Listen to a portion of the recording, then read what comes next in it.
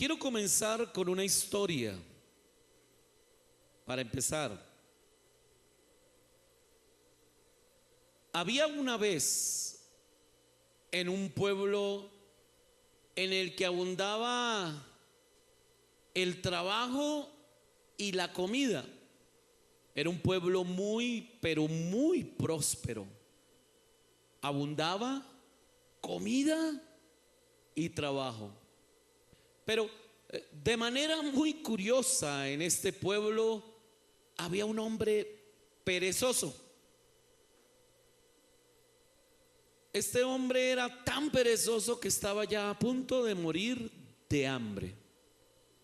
Se reunieron el alcalde del pueblo, el párroco, el consejo municipal, el defensor del pueblo, y después de una larga reunión sobre qué iban a hacer con este perezoso que pues se iba a morir de hambre, dijeron: hay que enterrarlo vivo. Hay que enterrar vivo a ese perezoso, porque es que es muy mala fama para el pueblo. Un pueblo donde hay tanta comida y hay tanto trabajo, es una mala fama para este pueblo que muera de hambre. Así que así lo acordaron. Lo metieron en un cajón y fueron rumbo hacia el cementerio. Yendo rumbo hacia el cementerio, una señora salió a una ventana en una casa y dijo: ¿quién se murió? Y los que llevaban a este hombre dijeron: nadie. Y entonces, ¿a quién llevan ahí?, preguntó la señora. Ah, no, es el perezoso del pueblo. Lo vamos a sepultar vivo porque no queremos que la gente diga que él murió de hambre en este pueblo, que hay tanta comida y hay tanto trabajo. Esta señora pues le dijo: no hagan eso, por favor. Es más, yo voy a colaborar. Yo dono un bulto de panela para que ese hombre tenga que comer. Los que estaban alrededor oyendo esto dijeron: ah, bueno. Entonces dijo uno: yo dono 4 bultos de arroz. Otra persona dijo: bueno, pues yo dono 100 gallinas. Y otro dijo: pues yo voy a donar toda una cantina de leche. Otro donó quesos. Otro donó cereales. Bueno, y todo el pueblo comenzó a donar. Entonces los que llevaban a este hombre a enterrar pues se dijeron: pues bueno, la verdad es que este hombre ya tiene comida suficiente como para no morirse de hambre. Es más, tiene como para 20 años. Así que mejor no lo vamos a enterrar. El que iba en el cajón, el perezoso, sacó la cabeza y preguntó: ¿y quién va a cocinar todo eso?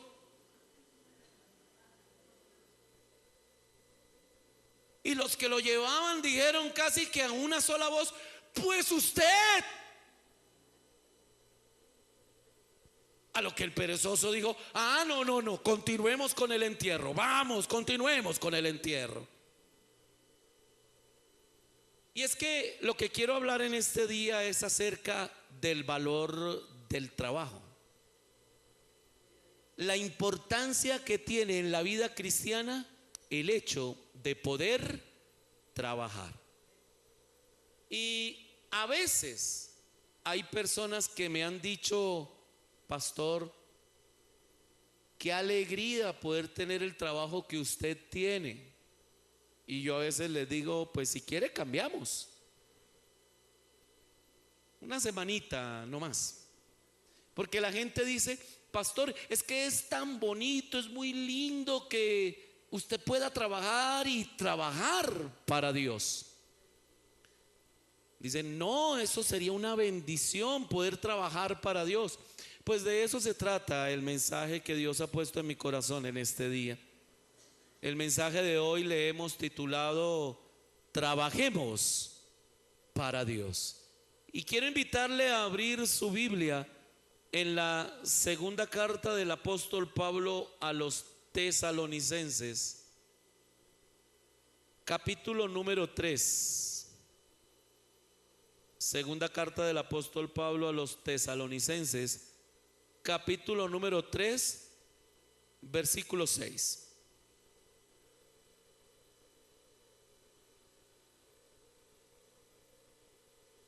Gloria a Dios.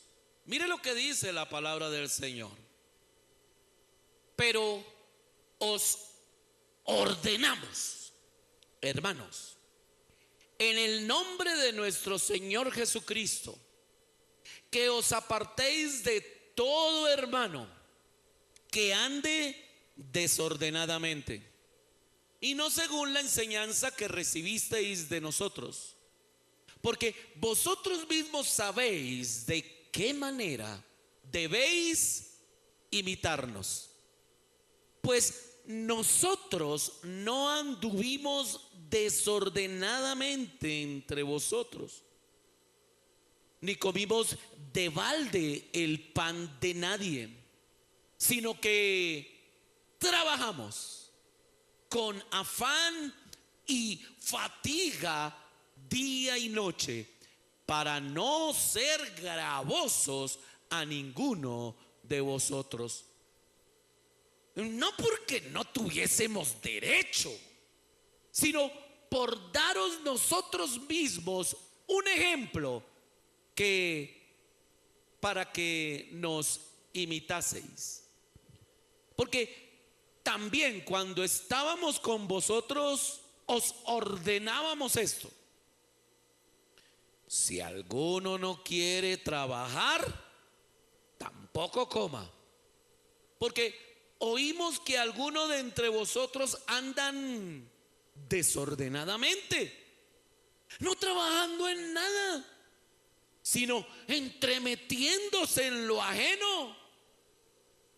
A los tales mandamos y exhortamos por nuestro Señor Jesucristo, que trabajando sosegadamente coman su propio pan.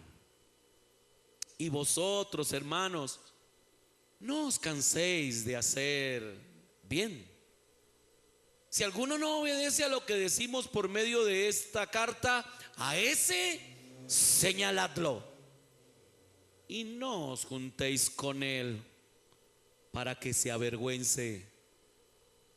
Mas no lo tengáis por enemigo, sino amonestadle como hermano. El trabajo debe ser motivo de gozo para los cristianos. El trabajo debe ser motivo de gozo para los cristianos. Yo espero que no haya en esta iglesia alguien que esté muy influenciado por aquella tendencia llamada la del negrito del batey. Porque el negrito del batey dice: a mí me llaman el negrito del batey, porque el trabajo para mí es un enemigo. El trabajar yo se lo dejo solo al buey, porque el trabajo lo hizo Dios como castigo. Lo que dice el negrito del batey es que el trabajo es enemigo y es castigo. Y no hay nada más alejado de la realidad bíblica que es. Y por eso yo quiero hoy compartir esta palabra. Y la intención mía es que usted salga de aquí en esta mañana convencido de que el trabajo es motivo de gozo para el cristiano. Es decir, que usted salga de aquí diciendo: Señor, gracias por el trabajo que yo tengo. Gracias por la oportunidad que tengo en esta vida de trabajar. En este pasaje que hemos leído, el apóstol Pablo empieza enfrentando un problema que tenía la iglesia de Tesalónica. Y parece que era un problema muy serio. ¿Y por qué veo yo que es serio? Porque en la mayoría de cartas usted oye al apóstol Pablo diciendo: os ruego. Las cartas del apóstol Pablo usted léalas y por lo general cuando él quiere dar una recomendación dice: os ruego. ¿Sí? ¿Sí se han dado cuenta? Pero ¿qué dice el versículo 6? Os ordenamos. ¿Cómo siente usted que está el apóstol Pablo? ¿Cierto? Yo creí que había sido yo, que estaba muy susceptible, que ese día me había llegado el 28 o algo, no sé, algo dije: no, ¿será que yo estoy muy...? No, ¿cierto que usted lo siente como bravo? ¿Cierto que está como os ordenamos? Pero mire lo mejor, dice: os ordenamos en el nombre de nuestro Señor Jesucristo. Es decir, Pablo ni siquiera dice: no porque sea yo, sino que lo hago en el nombre del Señor Jesucristo. ¿Y qué es lo que le molesta tanto a Pablo? ¿Qué es lo que le está molestando a Pablo? Leamos, dice: que os apartéis de todo hermano que ande. ¿De qué manera dice ahí? Ahora, esa es una palabra un poco brusca, ¿no? Dura, porque uno pensaría en el ámbito cristiano que andar desordenadamente es borrachera, vicio, inmoralidad sexual. Y sí, claro, eso es andar desordenadamente, perdón. No estoy diciendo lo contrario, pero no era el caso de esta comunidad. Porque ¿cuál es el problema de esta comunidad? Dice la Biblia: que os apartéis de todo hermano que ande desordenadamente y no según la enseñanza que recibiste de nosotros. ¿Cuál era el problema? Versículo 11. Aquí más claramente en el versículo 11 Pablo va a decir cuál es el problema. Allí lo plantea: porque oímos que algunos de entre vosotros andan desordenadamente. Pero espere, ya lo va a aclarar. ¿Qué es eso de andar desordenadamente? Que no trabajan en nada. Y no solamente es que no trabajaban en nada, súmele que aparte de que no trabajaban en nada, están entremetiéndose en lo ajeno. ¿Qué quiere decir Pablo? Pablo descubrió que en la iglesia habían unos cuantos que eran vagos. Y además de ser vagos, chismosos. Entonces, esto a Pablo como que le preocupa, y seriamente, porque indudablemente que un cristiano ande desordenadamente en cuestiones de vicios, de relaciones sexuales ilícitas, trago, cuestiones financieras, pues obviamente eso afecta. Pero quiero decirle, hermano, que hay algo que puede afectar terriblemente a la iglesia, y es el chisme. El chisme puede destruir una comunidad. Dios guarde a nuestra iglesia del chisme.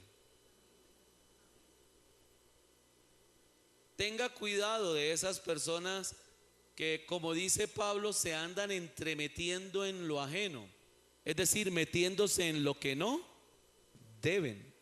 Aquellos que vienen a usted diciéndole: sí supo, ¿no? Le voy a contar lo que le pasó a esta hermana. Pero no es que yo sea chismoso, es para que oremos por ella. Sí sabe qué pasó, ¿no? Sí sabe lo que y se pelearon y se agarraron y se dijeron, y que cristianos y líderes de ahí de la iglesia ¿Qué es lo que dice Pablo que hay que hacer? ¿Qué dice? Lea el texto, por favor. ¿Qué dice? Si Pablo hubiese sido colombiano, hubiese dicho: a metros con esa gente. A metros, porque nos va a afectar como congregación. Entonces aquí lo que vemos es un problema de un grupo de personas que no trabajan en nada. Y aparte de no trabajar en nada, ¿qué es lo que hacen? Entremeterse. Porque no están trabajando. ¿Y por qué no están trabajando? Sencillamente porque esta iglesia tiene una situación especial. Esta iglesia está convencida del regreso de Cristo. ¿Cuántos están convencidos? Y amado hermano, estaban tan convencidos de esto, pero habían llegado a un extremo. ¿Cuál era el extremo? Hermanos, pues ya que Cristo viene, pues no trabajemos. En lugar de eso, preparémonos para encontrarnos con Él. Yo recuerdo en las décadas de los 70 y de los 80, el mensaje evangélico más fuerte que escuchábamos en ese tiempo. ¿Hay alguien aquí de ese tiempo? Ay, qué bueno, todos son jovenciticos. Bueno, acaban de nacer. ¿Cuál era el mensaje de ese tiempo? Cristo viene. Predicadores de Puerto Rico como el pastor G.J. Ávila: aleluya, hermano, que Cristo viene. Y la gente decía: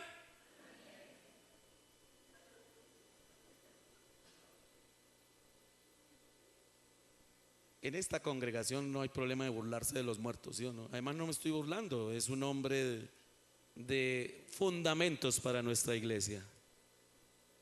G.J. Ávila con su ministerio siempre nos decía eso: Cristo viene. Y fue un mensaje que fue muy mal interpretado, hermano. En esos años yo recuerdo que habían personas que le decían a sus hijos: tú no vas a ir a la universidad, porque aparte de que te metes a la caldera del diablo, donde están todos esos profesores que te van a robar el conocimiento de Dios, fuera de eso, ¿para qué? Si Cristo viene. Entonces había una mala interpretación. Y la iglesia de Tesalónica estaba afectada por esto. Pero además, pensemos cuál era la cultura que había en la iglesia de Tesalónica. La cultura griega. Y la cultura griega decía que los trabajos manuales eran trabajos indignos, bajos, degradantes y sin valor. En la cultura griega, los artesanos, los trabajadores de la construcción, los que hacían manualidades o trabajos manuales, estaban en la escala social más baja. En la cultura griega, los que estaban en la parte más alta eran los filósofos, aquellos que inventan ideas para confundir a la gente. Bueno, creo que la filosofía es buena si se sabe manejar a la luz de la palabra de Dios. No le estoy diciendo que no lea filosofía, pero ese era como el punto. Se habían categorizado los trabajos y el trabajo manual era un trabajo de bajo perfil. Y por eso muchos pensaban: ¿para qué trabajar?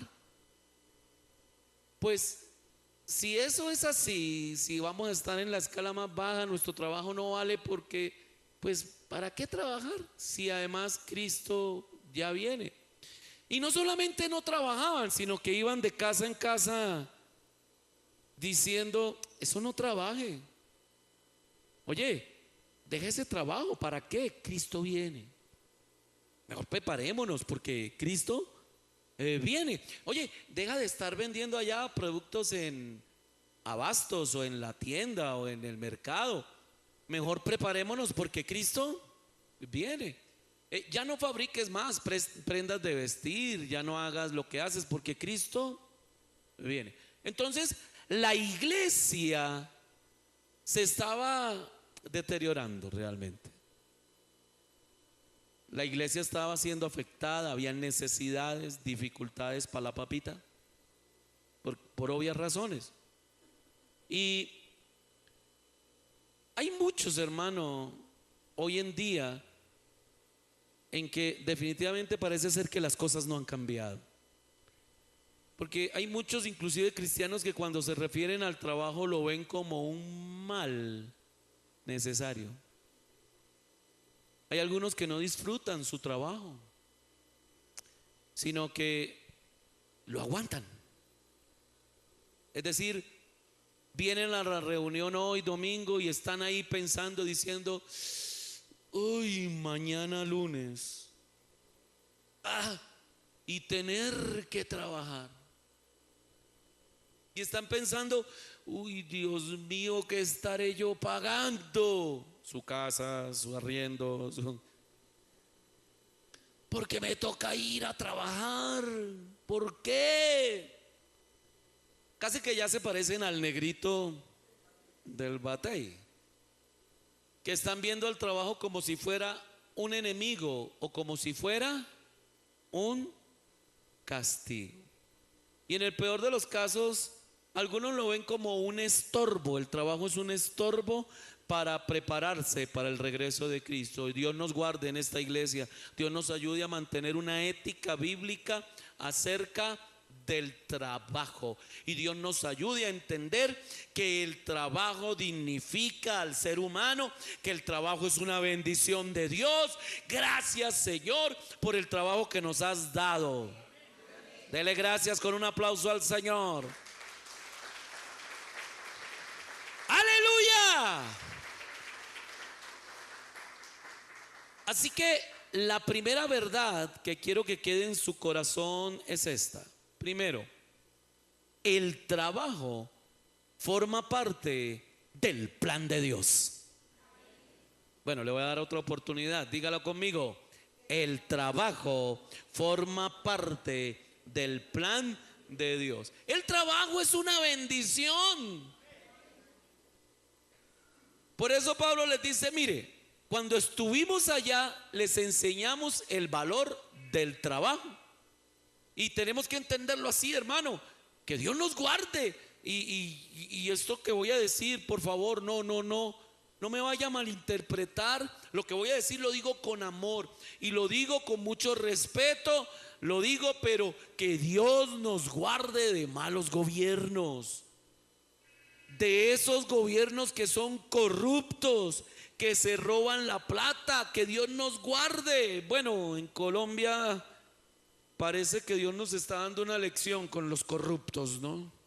Pero bueno, que Dios nos guarde, pero que Dios nos guarde de un gobierno todavía peor, y es aquel gobierno que promueve el asistencialismo. Porque si algo dañó a nuestro vecino Venezuela fue el asistencialismo. Que con tanta plata del petróleo le hicieron creer a la gente que la única cosa que tenían que hacer era fila para recibir el mercado, y tristemente dañaron a nuestros hermanos venezolanos, por quienes oramos. Y como colombianos, hermano, creemos, como hermanos de los venezolanos, creemos que Dios va a restaurar ese país. Que Dios nos ayude, hermano, a tener un alto valor del trabajo, y en Colombia jamás pensar en comer el pan de balde. Que Dios bendiga a nuestros hermanos venezolanos. Pero mire lo que dice la Biblia, porque tenemos que recordar que si este es el plan de Dios, tenemos que volver al Génesis. O sea, si trabajar forma parte del plan de Dios, debe haber alguna parte donde se estableció eso, ¿cierto? Génesis capítulo 1, versículo 28. Antes de la caída, antes de que el pecado entrara en la humanidad y dañara todo, hermano. Porque, perdóneme, hablo un paréntesis, El problema del mundo no es la falta de empleo. El problema del mundo no es la violencia. El problema del mundo no es la injusticia social. El problema del mundo se llama pecado. Pero es lo que menos se discute en los congresos, en las cámaras de representantes. Es lo que menos se habla. ¿Usted se imagina el Congreso de nuestra República hablando sobre el pecado? Sesión cuarta del Senado contra el pecado. A ver, sí, no, yo sé que eso no. Cierro el paréntesis, hermano. Pero en Génesis 21, 1:28 podemos ver cómo el trabajo ya existía antes de la caída del hombre. ¿Qué dice la Biblia? Y los bendijo Dios. ¿Y qué les dijo? Échense a dormir, échense a dormir. A ver, ahí les hice una hamaca. A ver, échense vientico, ya les traigo su limonada, yo les hago todo. ¿Qué les dijo Dios? Fructificad y multiplicaos, llenad la tierra y sojuzgadla, y señoread en los peces del mar, en las aves de los cielos, en todas las bestias que se mueven sobre la tierra. Ahora pregunto, para que el hombre pudiera cumplir con este mandato, ¿qué implicaba? ¿Qué le tocaba hacer? Dígalo con confianza. Trabajar. No había de otra. Tenía que trabajar. El trabajo existió antes de la caída, hermano. Así que nadie se le ocurra pensar que el trabajo es una maldición o el trabajo es un castigo. Después de que Dios crea todo, incluido el trabajo, mire el versículo 31, por favor, ahí más adelantico, lo que dice la Biblia. Y vio Dios que se le habían quedado algunas cositas así como mal por hacer. ¿Sí? ¿Eso dice? No, ¿qué dice? Y vio Dios que todo lo que había hecho, incluido el trabajo, y vio Dios que todo lo que había hecho, he aquí que era bueno. Gracias al Señor por la oportunidad que tenemos en este planeta de trabajar. Véalo como lo que es, hermano. El trabajo es una bendición. Trabajar es una bendición, no un castigo, hermano. No es una maldición. Y alguien le dirá: pero pastor, es que usted no ha leído Génesis capítulo número 3. Sí, creo que una que otra vez lo he leído. ¿Por qué? Pastor, porque ahí claramente dice que el trabajo es una maldición. Tengo que decir que eso es una herejía. Lo del negrito del batey, aunque no cita el texto bíblico el negrito del batey, pero al decir que el trabajo lo hizo Dios como castigo, es una herejía. Génesis 3:17, por favor. Lo que la Biblia dice claramente es que Dios maldijo. ¿Qué maldijo? Léalo. Maldita será la tierra, pero no el trabajo. Claramente dice el texto bíblico: y al hombre digo, por cuanto obedeciste a la voz de tu mujer. Por eso es que no hay que obedecerla siempre. De cuando en cuando, pero no siempre. Por cuanto obedeciste a la voz de tu mujer y comiste del árbol de que te mandé diciendo: no comerás de él, maldita será la tierra. No el trabajo, hermano. Por tu causa con dolor comerás. ¿De qué? Es decir, si queremos comer, ¿qué nos toca hacer? Pues trabajar. Con dolor comerás de ella todos los días. ¿Cuándo? Ay, pastor, pero es que yo me quiero pensionar. Sí, pero luego de que se pensione, siga trabajando. Aló. Sí, yo sé, hermano. Y más que en esta iglesia hay más jovencitos, mejor dicho, cuchachos. Pero no esté pensando en la pensión para arrunzarse en un cuarto, hermano, y esperar que su su plan sea ir y pagar el recibo del agua, de la luz y el teléfono. Ese es su plan de todos los meses. El planzazo, hermano, ir a hacer fila en un banco. No, hermano. Pensiónese, pero siga. Versículo 18, mire, espinos y cardos te producirá y comerás plantas del campo. 19, con el sudor de tu rostro comerás el pan hasta que vuelvas a la tierra, porque de ella fuiste tomado, pues polvo eres y al polvo volverás. Amén. Entonces el trabajo no ha sido maldito. ¿Quedamos en eso, hermano? ¿Lo entiende usted así? Tenemos que entender que el trabajo es parte del plan de Dios. Y sobre todo, amada iglesia del Señor, debemos cuidarnos de los extremos. Por naturaleza somos dados ¿a qué? A los extremos. Hay un extremo que se llama idealismo y el otro extremo se llama cinismo. El idealismo, ¿qué dice? ¿Qué plantea? Es aquel que dice: yo a través de mi trabajo voy a cambiar el mundo. Y con el tiempo te vas a dar cuenta que eso no es cierto, hermano.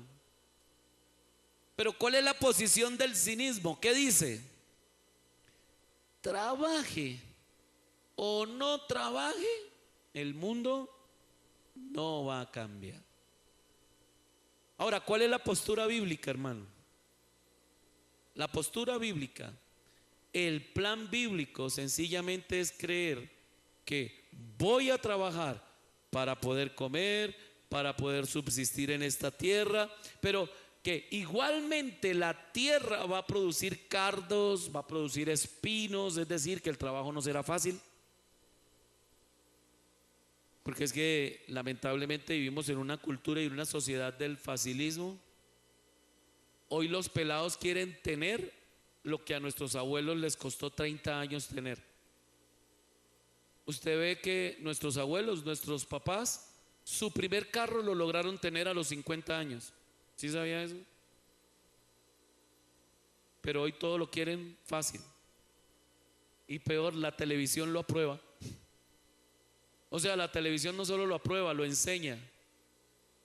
¿Y qué es lo que quiere hacer hoy la gente? Como el capo. ¿Qué es lo que quieren ser? No, eso yo me amarro una pistola al cinto y eso, mejor dicho, y comercio ahí, droguitas, sí, pues qué importa, eso Dios entiende, Dios comprende. Y tremendo, ¿no?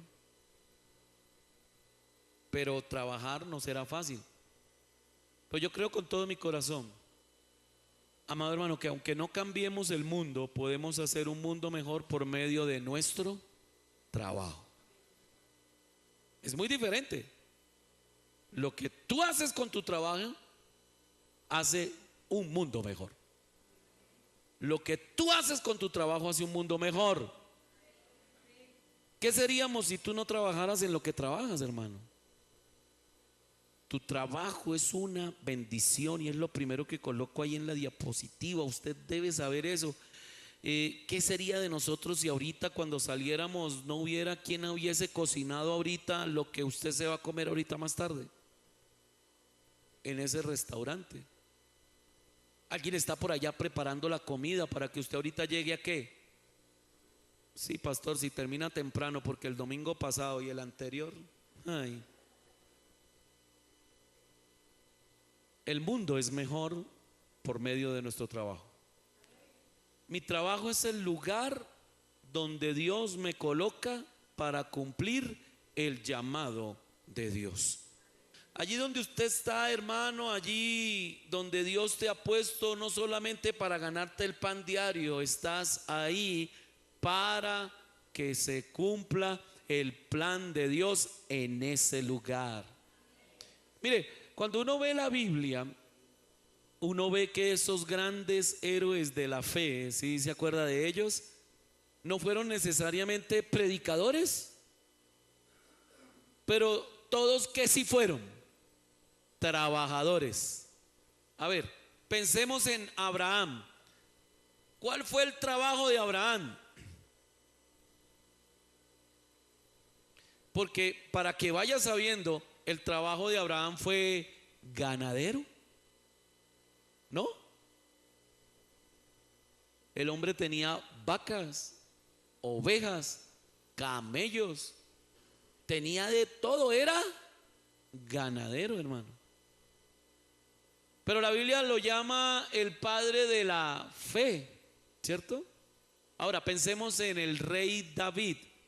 Antes de ser rey, ¿qué era? Muy bien, pastor de ovejas.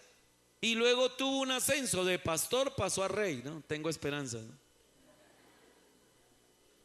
No, mentiras. O sea, David no fue un predicador, no se ganaba la vida predicando. ¿Qué fue Daniel? ¿Se acuerdan de Daniel? ¿Qué fue Daniel? Daniel fue un político, hermano. Sátrapas. No. Busque esa palabra y va a encontrar. Era de los políticos, pero de los políticos de los buenos, ¿no? Como los que necesita este país en este tiempo, ¿no? Fue un político y sirvió a Dios siendo sátrapa, siendo político. ¿Y qué fue lo que pasó con Daniel? Daniel fue un hombre que incursionó en la política, fue un político, siguió siendo político y honró a Dios siendo político. Último, a ver, Nehemías. ¿Cuál fue el trabajo de Nehemías? Copero. Es decir, él tenía que comer antes que el rey. Y luego, además de copero, ¿en qué se convirtió Nehemías? Se fue como constructor, pero no como los que hacen los puentes de aquí a Villavicencio, no. Se construyó un muro, hermano. Amén. Sí, construyó un muro. Así que lo que le quiero decir, hermano amado, en esta mañana es que se saque de la cabeza ese concepto de que, ay, tan lindo ser pastor. Es que un pastor sí trabaja para Dios. Y yo le digo, no, eso no es cierto. Todo trabajo es sagrado. Su trabajo es sagrado, hermano. Todo trabajo se tiene que hacer para Dios. Ya más adelante lo va a ver. Su trabajo es tan importante como el que yo hago acá en la iglesia. Es para Dios. La segunda cosa, segunda verdad. La primera verdad, ¿cuál fue? El trabajo forma parte del plan de Dios. Segunda verdad, el trabajo es fundamental para testificar de Dios. ¿Cómo es el trabajo, hermano? ¿Para qué sirve el trabajo? Porque los cristianos que no trabajan, ¿qué están dando? Y era que el problema de esta iglesia no era solo que habían algunos que no trabajaban, sino que estaban metidos en chismes y ya estaban dando mal testimonio. Pablo y sus compañeros de ministerio se van a colocar como ejemplo. Mira el versículo número 7, por favor, de segunda de Tesalonicenses 3. Porque vosotros mismos sabéis de qué manera debéis imitarnos. Pues nosotros, dice Pablo, no anduvimos desordenadamente entre vosotros, ni comimos de balde el pan de nadie. Anímese y lea lo que sigue, a ver, conmigo. Sino que trabajamos con afán y fatiga día y noche para no ser gravosos a ninguno. Oiga eso, hermano. Cuando Pablo y sus discípulos y los compañeros de Pablo de ministerio llegaron a Tesalónica, ¿qué se pusieron a hacer? ¿Qué hicieron? ¿Y cómo era la manera de trabajar de ellos? ¿Con flojera? ¿Cómo dice? Lea el texto. Con afán y fatiga. ¿Cómo trabajaban con afán y fatiga? No comieron el pan de gratis. No comieron pan de vergüenza, como dicen los rabinos judíos. No comieron pan de vergüenza porque ellos se ganaban su pan. Pero mire lo interesante del versículo 9, por favor. No porque no tuviéramos derechos, sino por darnos nosotros mismos, darles a ustedes un ejemplo para que nos imitaseis. Ojo con esto, dice Pablo, no porque no tuviéramos derecho, porque ¿qué es Pablo? Es un misionero. ¿Su trabajo cuál es? Predicar, plantar iglesias, llevar la palabra del Señor, aconsejar pastores, dar doctrina, enseñanza, animar a las familias, ¿sí o no? Ese es su trabajo. Pero ¿qué dice Pablo? Nosotros tendríamos derecho de no trabajar en lo material, sino trabajar en esto. ¿Y qué dice Pablo? No lo hicimos. ¿Y por qué razón no lo hicieron, hermano? Para darles a ustedes ejemplo. Porque si algo tiene que caracterizar a un siervo de Dios, es que ese siervo del Señor debe ser ejemplo de trabajo, ejemplo de esfuerzo, ejemplo de dedicación. ¿Alguien dice amén? Pablo dice, nosotros fuimos ejemplos. Y aunque Jesús ya les había dicho que los que servían en este ministerio de la evangelización, ¿qué dice? El obrero es digno. ¿Se acuerdan que lo dijo Jesús? Pero Pablo, ¿qué dice? No usamos de ese derecho. Fuimos ¿qué? Modelo. Y pensemos en modelos, hermano. ¿Cuál es nuestro mejor modelo? ¿Quién es nuestro modelo perfecto? Jesús. Y yo pregunto, cuando Jesús empezó su ministerio, predicando de aldea en aldea, cuando la gente lo oía predicar, ¿qué decía? Ahí viene el vago del pueblo, el perezoso. No, hermano. ¿Qué decían? Ese es el carpintero de Nazaret. Oiga, ese hombre hacía unos muebles, pero mire, era de lo mejor. No había mejor carpintero que él, pero oiga, nos perdimos de sus muebles, de sus mesas, nos perdimos. Ahora se puso a predicar el evangelio. Pero, ¿qué es lo que nos dice la palabra del Señor? Lo conocían como un carpintero. Usted y yo debemos dar testimonio por medio de nuestro trabajo, iglesia. Y quiero decirle, la manera como yo hago mi trabajo tiene que ser un modelo de vida para otros.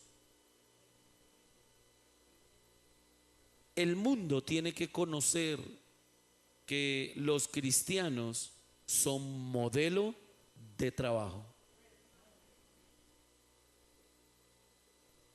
Nunca, si alguien se llama cristiano, deberían de ser tildados o catalogados como vagos, buena vida, poca lucha. No. Cuando alguien ve a un cristiano, ve a alguien que realmente trabaja. Un día, pues, alguien me dijo, pastor, me echaron de la empresa donde usted me recomendó. Hermana, ¿y qué pasó?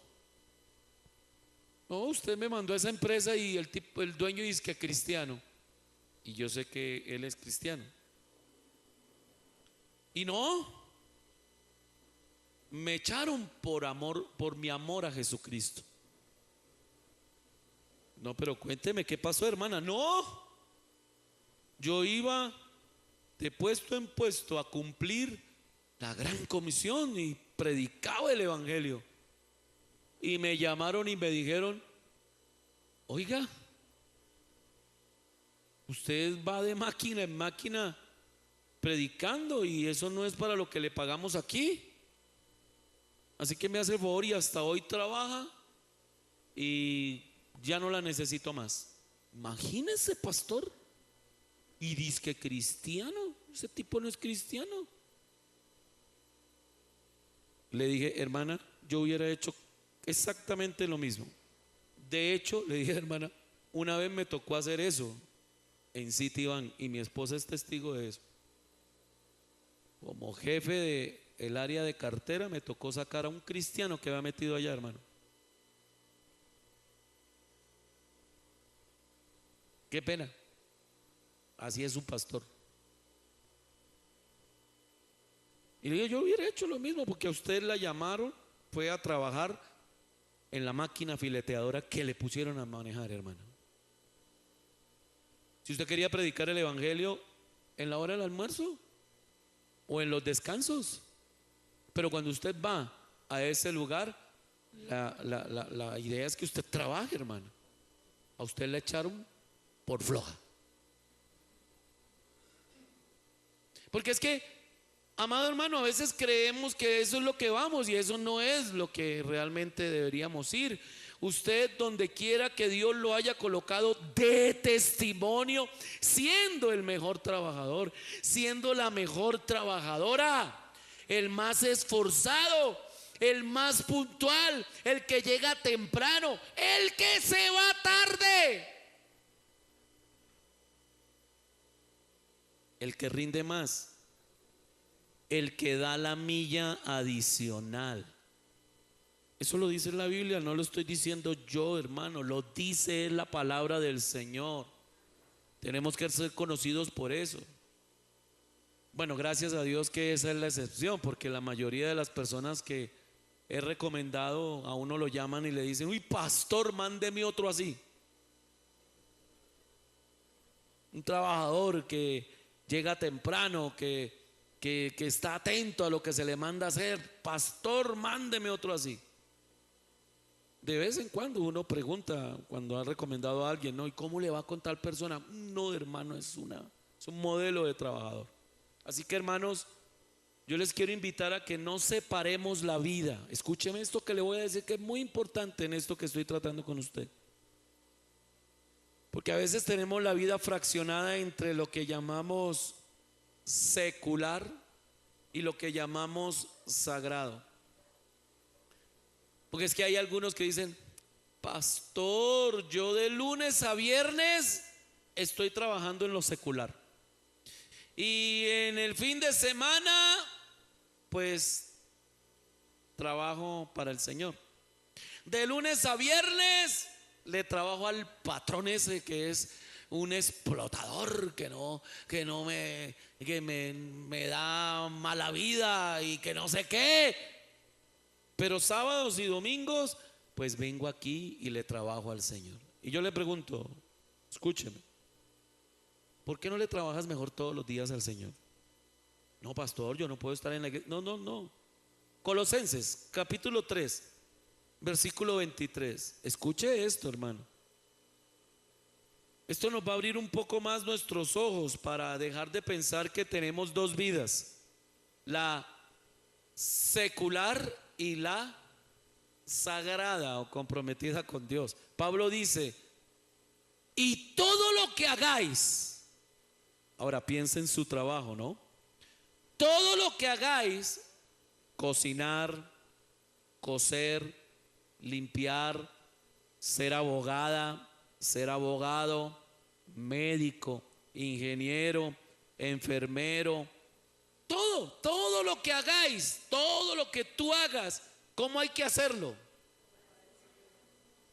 De corazón primeramente, y después, ¿cómo? ¿Para quién?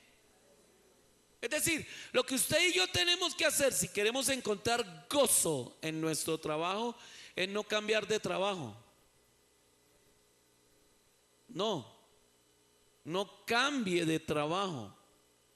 Por favor, cambie de patrón. Amén. Cambie de patrón.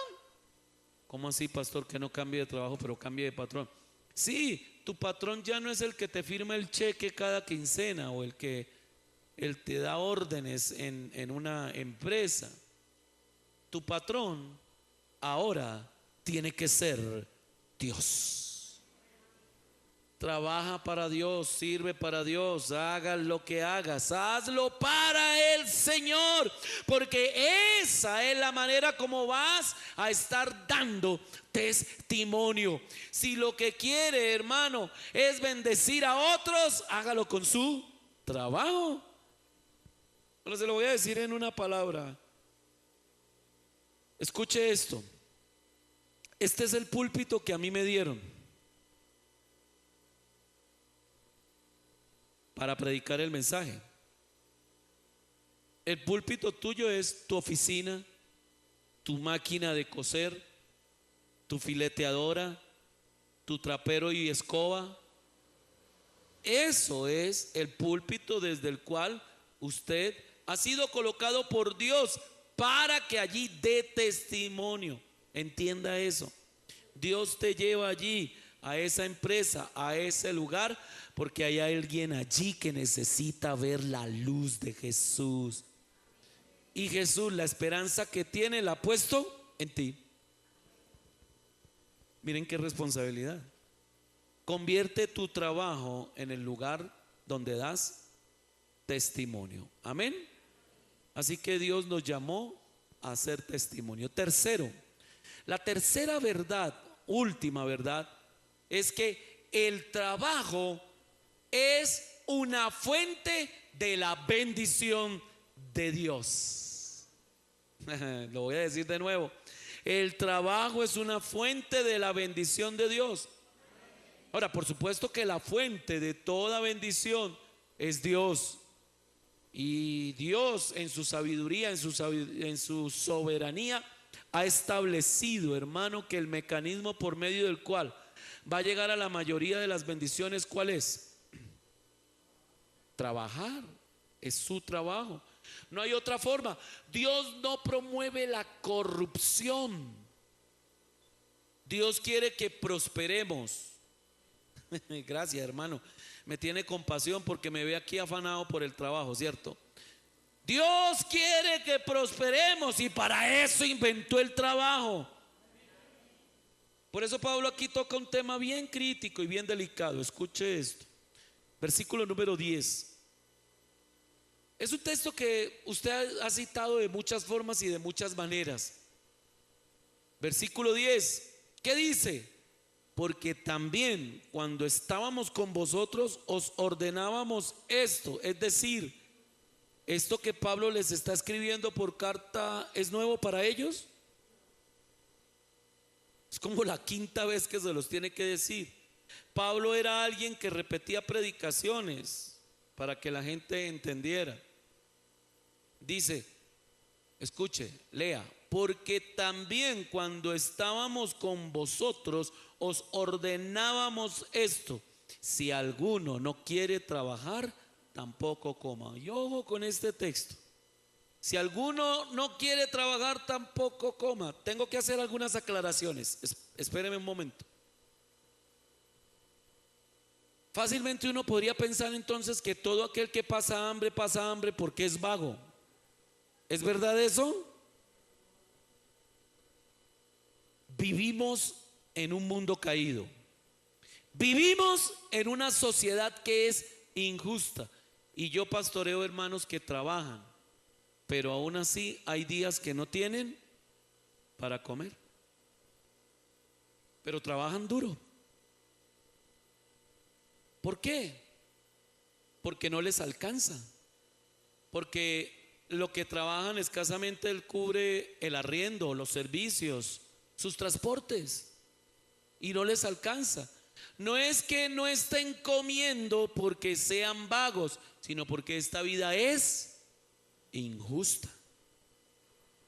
Ahora, sé de otros que a veces no tienen para comer, no porque no quieran trabajar, sino porque no pueden. por su edad, por ejemplo. Nunca cotizaron una pensión. Son viejos y nadie los contrata, o está enfermo y no tiene un contrato formal, y como no tiene trabajo, pues no puede ¿qué? Comer. ¿Qué debería hacer la iglesia con esas personas? Pastor, oremos por ellos. Bueno, sí, pero yo te invito, además de orar, a hacer oraciones prácticas. Yo te invito que además de orar, te metas la mano al bolsillo y lo bendigas. Cuando vengas al culto dominical, te acuerdes de que probablemente hay algunos hermanos en nuestra comunidad que necesitan de nuestra generosidad, hermano. Necesitan que nos metamos la mano al bolsillo, o que le metamos la mano a nuestro mercado y traigamos para compartir con el que padece. Y a esta parte quería llegar de esta predicación. Una de las bendiciones que todavía se practican en la iglesia de Santandercito es la canasta de amor. Yo no sé aquí por qué no se hace, pero yo quiero proponer a la iglesia que a partir del próximo culto usted se traiga media libra de arroz. Bueno, una libra, ya alguien allá torció los ojos, digo, media libra no alcanza ni para usted, pastor, y con esa panza. Bueno, está bien, una libra. Una panela. Se hacía, gloria a Dios. Bueno, pues entonces vamos a hacerlo. Vamos a hacerlo para que no se, porque tal vez lo que pasa es que pensaron que la canasta se ve fea aquí al frente. Bueno, pues pongámosla allá atrás, es que alguien se la roba. Ay, hermano, estamos entre hermanos. ¿Sí? Y puedo ser abusivo, hermana Aide. Hermana Aide, ayúdeme con eso. Consigamos una canasta. Eso fue lo que hicimos en Santandercito, ¿no? Y cuando veo las fotos de culto de allá de Santandercito, veo que la canasta está allá atrás. Y sin tanta fanfarria usted llega callado sin que nadie lo vea, y la vamos a poner allá atrás para que nadie lo vea que trajo. No vaya a decir, ay, solo lentejas, y ese yo sé que ese tiene un buen trabajo, pero solo trajo lentejas. No, hermano. Pero entonces usted llegue a partir del próximo domingo, si no encuentra canasta, va a encontrar una caja allá atrás va a estar. Mientras conseguimos una canasta, porque es que hasta la canasta son caras ahora. Pero bueno, conseguirá una caja allá y usted va y pone allá una libra de arroz. Porque yo tengo aquí personas, hermanos, que me dicen, no, ni siquiera dicen, hermano. ¿Y qué he tenido que hacer yo? Tenga. ¿Qué ha tenido que hacer muchos de ustedes? Que yo los he visto estirando la mano. Usted llega y le dice a alguien, oiga, ¿ya desayunó? Tome, vaya allí un tamal en Borinque. ¿Sí o no? Ay, hermano, hagámoslo. Hagámoslo, porque eso verdaderamente es lo que hace dar bendición de Dios, fuente de bendición. Usted se puede convertir en una fuente de bendición. Póngase en pie en esta mañana, hermano, por favor. ¿Qué dice Pablo que hay que hacer con aquellos que no quieren realmente trabajar? ¿Se acuerda? A metros. A metros. Porque, amado hermano, acuérdese que le dije que nosotros somos extremistas, ¿no? Y como extremistas, ¿cuál es el extremo que al que puede uno incurrir? Un extremo es la vagancia, pero ¿cuál es el otro lado? El trabajo se vuelve en su vida, su ídolo. Regáleme la diapositiva, por favor, un momentico, para que tomen nota de algo que quiero decirles. Se vuelve idolatría. Ahora, ¿qué es idolatría, hermano? Uno le dice a la gente a veces, oiga, hermano, ¿por qué no vino a la iglesia? Tengo que trabajar. Y se les llena la boca diciendo, es que yo sí trabajo, yo nunca descanso, yo trabajo 7 días a la semana. Yo le tengo que decir, uy, voy a tocar encenderle una veladora. Digo, usted es más que Dios. Dios trabajó 6 días y descansó un día. Y ese principio está vigente para el pueblo cristiano. Quiero pedirle el favor, hermano, que usted descanse un día a la semana. Porque cuando usted dice, es que por medio de mi trabajo yo voy a conseguir todo lo que quiero, ¿qué está queriendo decir con eso? Que el trabajo es su Dios. Por eso es que a usted le da miedo. Es que hay una reingeniería en la empresa. No, es que están echando gente. Amado hermano, ¿quién nos va a dar lo que necesitamos? Y Dios lo puede hacer por medio de un trabajo o de manera milagrosa. Tengo muchos testimonios de eso en tiempos que me quedé sin trabajo, pero es que ya se me acabó el tiempo, hermano. Dígale al que está al lado, como cosa rara con ese pastor. Está bien. ¿Qué es idolatría? Idolatría es buscar en lo creado aquello que solo el Creador me puede dar. Idolatría es buscar en lo creado, llámese una persona, llámese un carro, llámese un trabajo. Buscar en eso que es creado algo que solo el Creador me puede dar. El trabajo te va a dar satisfacciones, logros, objetivos cumplidos. Te va a dar esto, te va a dar aquello, pero el trabajo no te va a hacer feliz. Solo Dios hace al hombre feliz. Idolatría es permitir que lo creado ocupe el lugar del Creador. El trabajo no es nuestro Dios. Le voy a dar otra oportunidad porque Dios lo está viendo en esta mañana. El trabajo no es nuestro Dios. El trabajo no es para que lo idolatremos. Vamos a trabajar con esfuerzo, con dignidad, pero entendiendo de que estamos allí en ese trabajo no para conseguir lo de la pensión, no para conseguir la comida, para pagar el arriendo, no para conseguir la plata de este gasto, de este otro gasto. No, estás allí sencillamente para cumplir el plan de Dios, como lo dijimos. Y si tú estás usando tu trabajo para dar testimonio, hermano, el trabajo tiene que ser para la gloria de Dios. El versículo 12 dice: a los tales mandamos, es decir, a los que están vagando, a los tales mandamos y exhortamos por nuestro Señor Jesucristo, que trabajando sosegadamente coman su propio pan. La Nueva Versión Internacional me gusta como dice ese versículo, porque dice tranquilamente. ¿Sí lo lee ahí en pantalla? Dice trabajando como. No se afane, hermano. No es que están echando, no es que no, no es que me van, no es que allí, no es que... ¿Quién le dio el trabajo? ¿Quién le quita el trabajo? Dígalo con perrenque, decían por ahí, ¿no? Dios me lo quita, ¿cuál es el problema? Él es el que me lo puede dar. Porque si usted sigue leyendo este texto, versículo número 13, y vosotros, hermanos, no os canséis de hacer el bien. ¿Qué le había pasado a la iglesia de Tesalónica?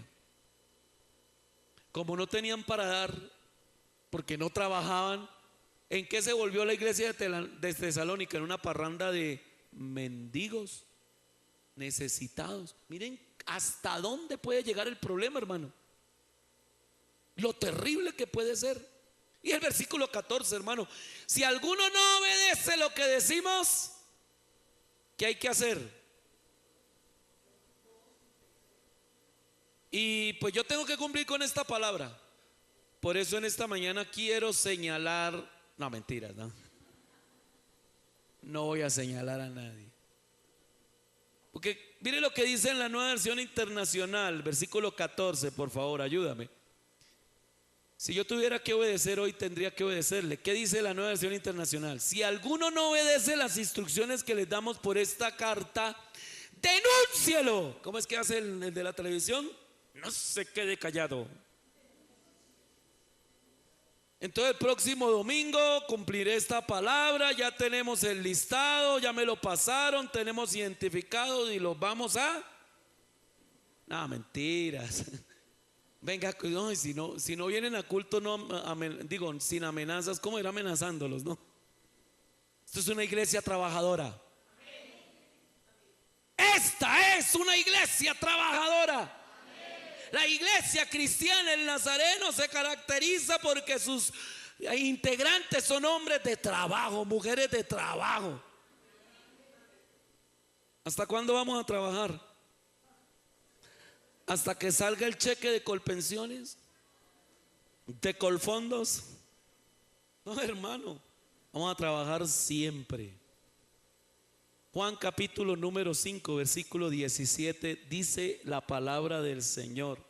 Está hablando Jesucristo, dice: mi Padre hasta ahora trabaja, y yo, ¿qué está haciendo el Padre en este momento? ¿Qué hace el Hijo? Iglesia del Señor, ¿cómo estamos construyendo nuestra vida? Había una vez un carpintero que estaba a punto de jubilarse. El hombre había trabajado fuertemente durante casi 40 años con un arquitecto. Regálame la última diapositiva, Jason. Y durante esos casi 40 años, pues se había caracterizado este carpintero por su trabajo, ¿no? Entonces era el último día de trabajo del carpintero. El arquitecto le dijo: hoy es tu último día de trabajo. Sí, a partir ya de mañana, poder ir a la iglesia, poder descansar. ¿Te puedo pedir un favor?, le dijo el arquitecto. Tú has trabajado conmigo 40 años, pero hazme este último favor. No tengo a nadie más a quien encomendárselo. Necesito que me hagas tu última casa. Constrúyeme tu última casa. Eso sí, quiero que la construyas con todas las de la ley, así, muy bonita, una buena casa. Quiero una última casa. Por dentro del tipo decía: ¿este tipo qué le pasa? No, oye, que mañana ya quiero entrar. Eso me va a representar por ahí unos 15, 20, 30 días de trabajo. No, pero ¿qué le estará pasando? Sin embargo, pues de afuera para adentro pensaba una cosa y de adentro para afuera otra, y dijo: está bien, se la hago. Y comenzó a hacer la casa. No la hizo de la mejor manera. Refunfuñaba todos los días diciendo: le metió madera que no era la mejor. Las puertas ahí, no contrató a los que eran. Hizo la casa rápidamente y la terminó en 17 días. La hizo. Llamó al arquitecto y le dijo: ingeniero, venga, arquitecto, venga, ya le tengo su casa. Llegó el arquitecto, se quedó mirándola y el carpintero le entregó las llaves. Y el arquitecto le dijo: amigo, estoy muy contento por estos 40 años de trabajo conmigo. Este es el regalo que yo te doy. Por estar trabajando conmigo, sé que nunca tuviste tiempo de hacer tu propia casa. Ahí tienes tu casa. Lástima que no la hiciste como las que siempre hacías, pero bueno, esa es tu casa. Amado hermano, ¿cómo estamos construyendo nuestra vida? Así es nuestra vida. Hacemos las cosas de mala gana en el trabajo, en la empresa, y luego nos quejamos de por qué nos pasa lo que nos pasa. Andamos diciendo que es que el jefe me la tiene montada. Pero ¿saben qué es peor? Que así es Dios con nosotros. Así es Dios en nuestras vidas.